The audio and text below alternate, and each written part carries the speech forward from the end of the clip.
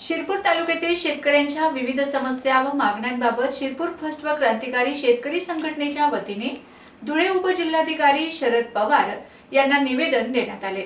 निवेदनात कापूस उत्पादक शेतकऱ्यांना न्याय मिळावा आणि खरेदी प्रक्रियेत पारदर्शकता राहावी यासाठी तात्काळ पावले उचलावीत अशी मागणी करण्यात आली।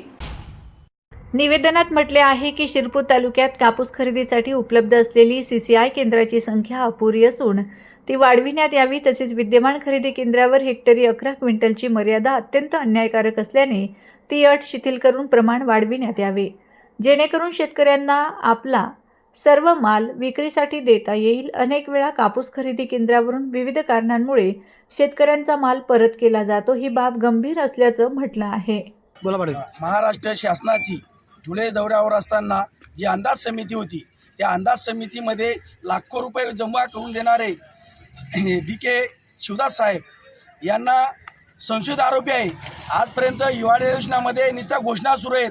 आमचे धुळे जनता आणि महाराष्ट्राची जनता वाट पाहते की भ्रष्ट अधिकारी जे आहेत, पोलीस प्रशासन असो, महसूल असो, समाज कल्याण असो, आदिवासी विकास असो, सर्व क्षेत्रामध्ये भ्रष्टाचारी करून ते अधिकारी लाखो रुपये कमवतात आणि मंत्री महोदयांना देऊन परत आणखी बढती मिळते यांना। त्या देशात खरोखर लोकशाही आहे का?